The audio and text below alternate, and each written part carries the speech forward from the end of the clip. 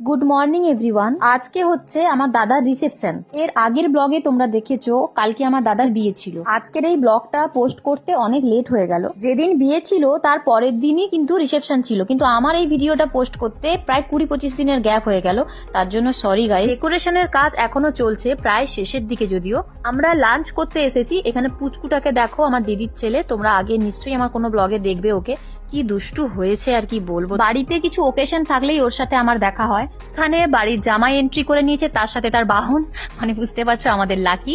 আমার বাবা ওর সঙ্গে খেলছে, কারণ আমার বাবার সঙ্গে ওর বেশ ভালোই জমে। এখানে আরেকটা পুচকিকে দেখো, লাকিকে দেখে কিন্তু একটু ভয় পাইনি, আরো ডাকছে ওকে আয় আয় বলে। তো রিসেপশন পার্টি স্টার্ট হয়ে গেছে।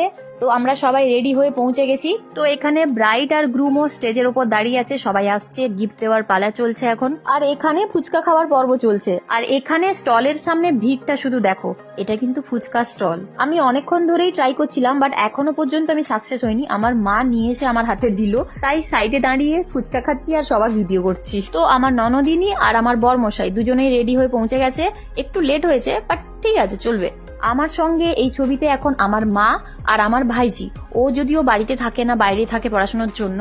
বাড়িতে অনুষ্ঠান মানেই ফ্যামিলির সাথে টাইম কাটানোর অনেক সুযোগ পাওয়া যায়। আচ্ছা, আমাকে এই লুকটাতে কেমন লাগছে অবশ্যই কমেন্টে জানিও। অনেকদিন পর আমি আবার লেহেঙ্গা পরলাম। সুন্দর করে সামনে থেকে দেখে নাও, এটা আমার বৌদি আর দাদা।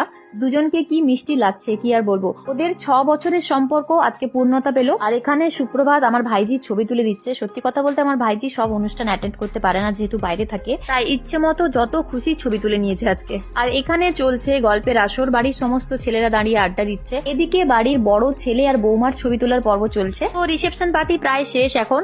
তো চলো, গুড নাইট, টাটা।